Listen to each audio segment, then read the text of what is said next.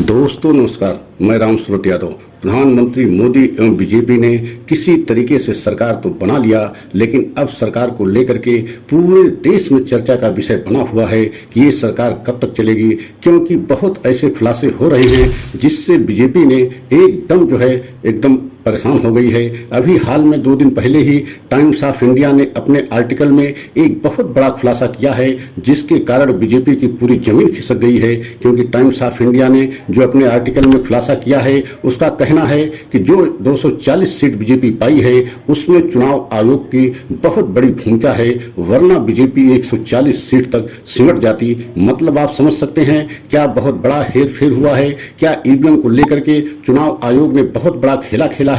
और आपने देखा भी है कि पहले और दूसरे चरण के चुनाव में किस तरीके से 1,16,00,000 जो है वोट बढ़ गए, और वह भी 11 दिन बाद उसका जो है सरकारी आंकड़ा जारी किया गया चुनाव आयोग के द्वारा। तो आप समझ सकते हैं कि एक बहुत बड़ा खुलासा हुआ है, और इस खुलासे को लेकर के पूरे देश में राजनीति के जगत में हलकों में एक तरीके से भूचाल आ गया है। तो आने वाले समय में ये देखना होगा कि बीजेपी सरकार कितने दिन चलती है, क्योंकि वैसे भी आप जानते हैं कि गठबंधन की इस बार सरकार बनी है, पूर्ण बहुमत की सरकार बीजेपी की नहीं है। और उससे भी ज्यादा अब यह सवाल उठ रहे हैं कि क्या चुनाव आयोग ने बड़ा जो है हेर फेर करके बीजेपी को बड़ा सहयोग और मदद करके बीजेपी की 100 सीटें बढ़ा दिया, और अगर 240 की जगह अगर 140 सीट बीजेपी रह जाती तो बीजेपी की सरकार किसी भी कीमत पर नहीं बन सकती थी। तो आज हम इसी पर खुलासा करेंगे। अगर आप हमारे चैनल पर पहली बार हैं तो चैनल को लाइक सब्सक्राइब कर लें, वीडियो को अंत तक जरूर देखें। वीडियो में अंत तक बने रहेंगे तभी पूरी बात आपको समझ में आएगी। तो सबसे पहले आपको ये बताना चाहते हैं कि पहले चरण के और दूसरे चरण के जब वोट हुआ, मतदान हुआ, उसको लेकर के चुनाव आयोग ने जो आंकड़ा अपना जारी किया वह 10 दिन 11 दिन बाद जारी किया, और उसी में बहुत बड़ा खेला हुआ।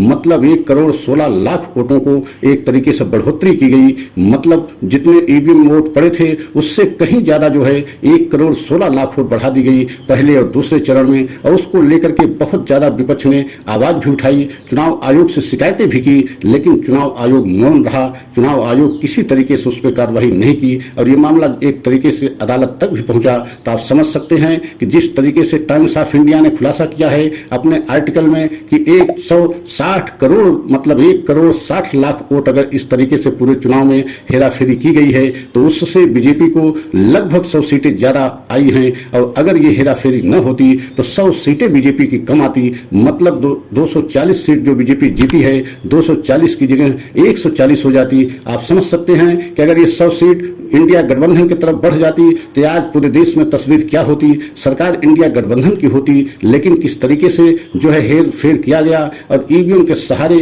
चुनाव आयोग ने पूरी कोशिश किया। लेकिन क्या जब जिस तरीके से खुलासा हो रहा है और यह खुलासे के आधार पर अगर मामला जो है अदालत या सुप्रीम कोर्ट तक पहुंचा और उस पर अगर निष्पक्ष स्वतंत्र सुनवाई हुई, क्योंकि chief justice of India DY Chandrachud को आप जानते हैं, पूरा देश जानता है, पूरा देश उनको सलाम भी करता है कि उनके पास जो मामला पहुंचता है वह दूध का दूध और पानी का पानी हो जाता है। मतलब पूरी तरीके से उसमें कहीं गुंजाइश नहीं रहती कि फैसले में किसी तरीके से हेर फेर हो सके। तो आप जानते हैं कि अगर ये मामला अदालत तक गया या सुप्रीम कोर्ट तक गया तो बीजेपी की और मुसीबतें आ सकती हैं। लेकिन जिस तरीके से टाइम्स ऑफ इंडिया ने खुलासा किया है और इस खुलासे को लेकर के पूरे राजनीतिक जगत में एक तरीके से हलचल मच गई है, तो आने वाले समय में ये देखना बहुत जरूरी होगा कि बीजेपी सरकार गठबंधन की सरकार बना तो ली है, लेकिन ये गठबंधन की सरकार कब तक चलेगी, क्योंकि यही चर्चा पूरे देश में बना हुआ है। आप देख रहे हैं नीतीश कुमार और चंद्रबाबू नायडू ये दोनों ऐसे सहयोगी दल हैं बीजेपी के कि अगर ये दोनों सहयोगी दल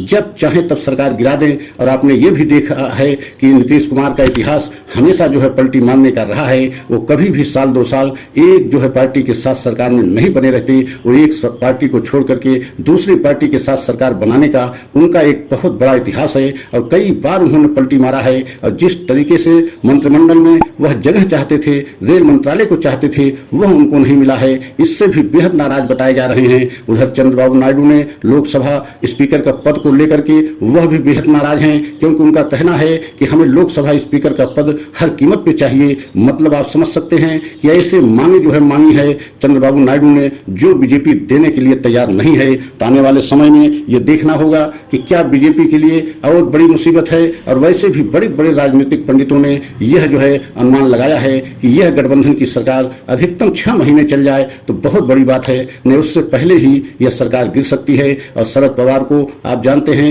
महाराष्ट्र के एनसीपी के बहुत बड़े चाणक्य एवं बहुत बड़ी एक नेता माने जाते हैं। उन्होंने भी भविष्यवाणी कर दिया है कि यह गठबंधन की बीजेपी की सरकार 3-4 महीने से ज्यादा नहीं चलेगी। तो आप समझ सकते हैं कि पूरे देश में इस समय बीजेपी गठबंधन की सरकार को लेकर के बहुत सारी चर्चाएं चल रही हैं कि यह सरकार कब तक चलेगी, कितने दिन ये सरकार चलाएगी। और जिस तरीके से अब खुलासे हो रहे हैं और ईवीएम को लेकर के चुनाव आयोग के ऊपर जिस तरीके से सवाल खड़े किए जा रहे हैं, उसको लेकर के बहुत सारे ऐसे सवाल जो है अब देश के सामने आ रहे हैं, जिससे बीजेपी और बेहद हैरान परेशान हो गई है। क्योंकि उत्तर प्रदेश लोकसभा की 80 सीट आती है और सबसे बड़ा प्रदेश उत्तर प्रदेश है। यहाँ पर भी लगभग टाइम्स ऑफ इंडिया के आर्टिकल के मुताबिक 50,000 वोट ऐसी थी जो डिसमिस की गई, मतलब एक तरीके से उसे रद्द कर दिया गया। तो आप समझ सकते हैं कि 50,000 वोट बहुत ज्यादा होती है। और इंडिया गठबंधन ने बहुत बड़ी जीत उत्तर प्रदेश में किया है, मतलब कांग्रेस और जो है समाजवादी पार्टी मिल करके लगभग 43 सीटें जीत ली हैं। मतलब इतना जो है अगर इस तरीके से जीती हैं, अगर हेर फेर न होता, 50,000 वोटों को एक तरीके से डिसमिस न किया जाता, तो क्या उत्तर प्रदेश की भी तस्वीर कुछ अलग होती।